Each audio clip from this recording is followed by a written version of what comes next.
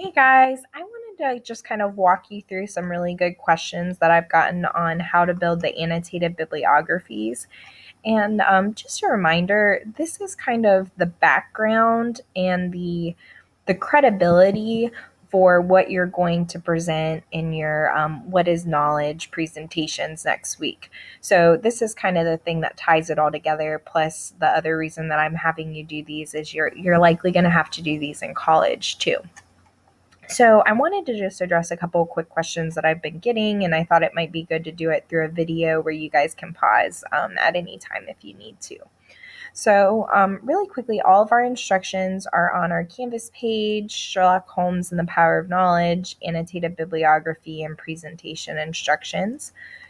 If I throw up this Annotated Bibliography instructions and rubric, you can see that I've got some other links that you can kind of click around on and check out. And I think this Columbia reference is really good, and I could go through and read through here.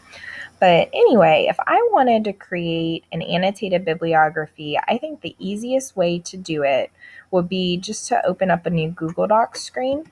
And I normally just type in docs.google.com. You can get there whatever way is easiest.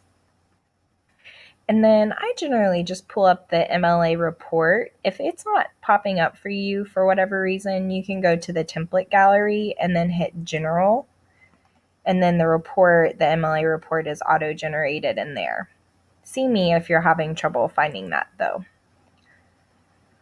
Okay, along with this, as it pops up, it's already got everything basically Times New Roman, size 12, all that jazz, double spaced.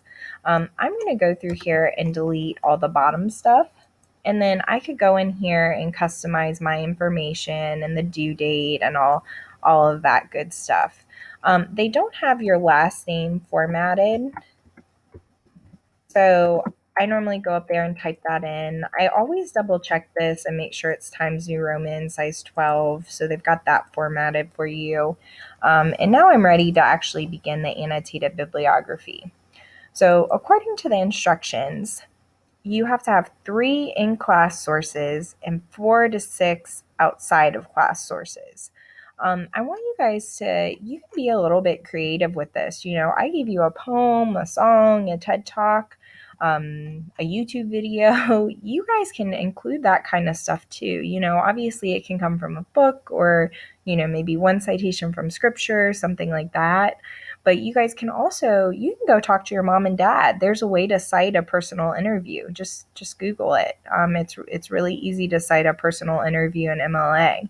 You can talk to a pastor if there's a song that you love or a movie or a TV show. Definitely feel free to kind of do those things too. So as you're thinking about your answer to the question, what is knowledge, that will kind of guide you as you're choosing your sources.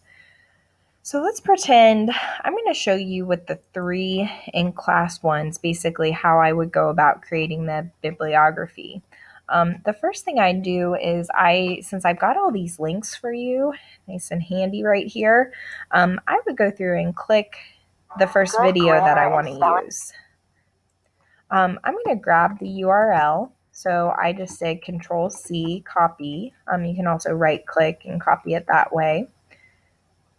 And then go over to my report. And if I go, EasyBib always pops up for me, but if I go to add-ons, we've already installed EasyBib. If you don't know how to do that, you just go down to Get Add-ons, and then you can install it from there. So add-ons, open up my EasyBib, manage bibliography, and pardon me, YouTube is a website.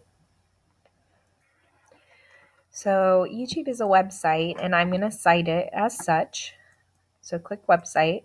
I'm going to Control-V and paste that URL in there from A Case of Identity by Sherlock Holmes.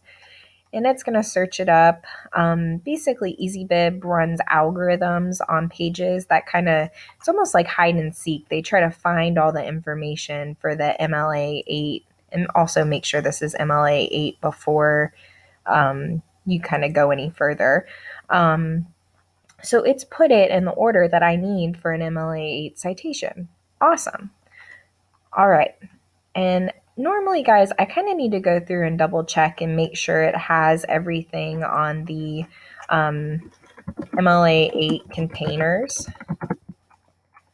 You know, we've done this already in class this year, but you basically walk down, okay, does it have the author, the title of the source? I kind of walk through here. Normally when I'm doing a bibliography or a works cited page, I just kind of run through all of these. For the sake of this project, I think this actually looks pretty good. I mean, it found most of the information that's on that page. So I think that looks great. All right, so I've got a case of identity done. I'm going to go ahead and look for I Am Malala. Now, look, oh, Mrs. Cooper has this linked for us. Awesome. Orion Books. I'm just going to copy it and paste it into my document, just like I did last time. Go to website. And oh no, it's searching the swirl of death. This is terrible. So what do? EasyBib can't find it. Well, this is where Dr. Google comes in handy. I'm just going to type in I Am Malala prologue text and find another link that tells the same thing. So this is another PDF. Oh, and it like downloaded it to my computer, so that may not be quite what I want. If I go to, ABC News, that looks pretty good. Does this have the excerpt on here? Yep, this is exactly what we read in class.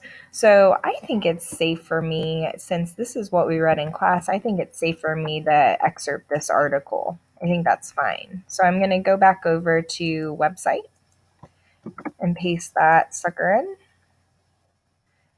Okay, and I don't know, see how it says, see how this one like doesn't have everything that I need. It doesn't have Malala's name, it doesn't have the prologue, it doesn't have the title. So EasyBib kind of messed up this citation. It's not very good. But I can go back in and type that stuff in a few minutes. So now I'm just for easiness sake, I'm going to say that I picked the C.S. Lewis Agape. Actually, let me do one of the TED Talks. I'm going to do Ken Robinson's TED Talk. Okay, so I'm copying the URL and I'm pasting it, and there we go. So I'm selecting that, and now I'm going to pretend that I have all my sources that I want to use. I'm going to hit Add Bibliography to Doc, and there you have it. They are ready to go. Now I need to go back in here and I need to type in Malala's last name, or whoever like wrote the ABC article. So I struggle with typing her name, so I'm going to put it in here. Do you guys see how I'm doing like a little bit extra work? Like I'm not just accepting whatever EasyBib spit out for me. Like I realize that there's more to it than that. And I can just go back through here and make it Times New Roman, size 12. There we go. Okay, but I would go through here and I would look at the page and see, I could do the prologue. And then it's from the book